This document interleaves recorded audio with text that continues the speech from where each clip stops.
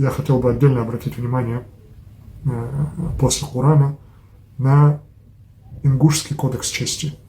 Кодекс чести есть у всех народов Кавказа. У адыгов он называется хабза, по-моему, карачаевцев, у балкарцев, если я не ошибаюсь, называется тёре.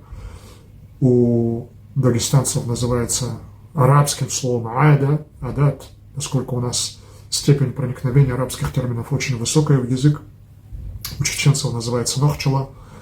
У ингушей этот кодекс чести называется эздел. Когда я попал в ингушский дом, я был в шоке от того, насколько утонченный кодекс чести, насколько он красивый, насколько велико почитание к главе семейства, насколько велико почитание к матери, насколько велико почитание к гостю.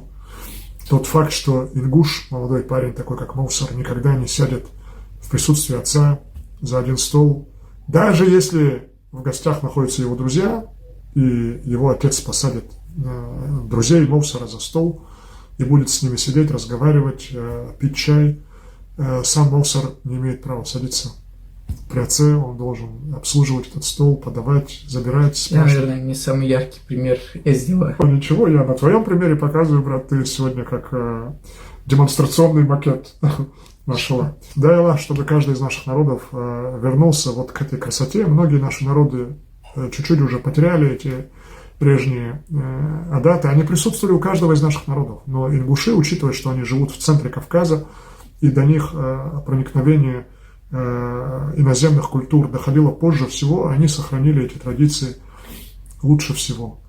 И вот это вот уважение к отцу, к матери, к гостям, к братьям, к сестрам. Съездите в Ингушетию. Просто скажите: я хочу попасть в гости в ингушский дом. Понаблюдайте, как хозяин ингуш управляет всей семьей просто движением бровей, движением глаз. Вы такого невероятного зрелища еще не видели. Понимаете, это вот одно из достояний человечества, эти кавказские адаты, традиции, которые братья ингуши, наши сестры ингушки сохранили лучше всего, в наиболее красивом, концентрированном виде.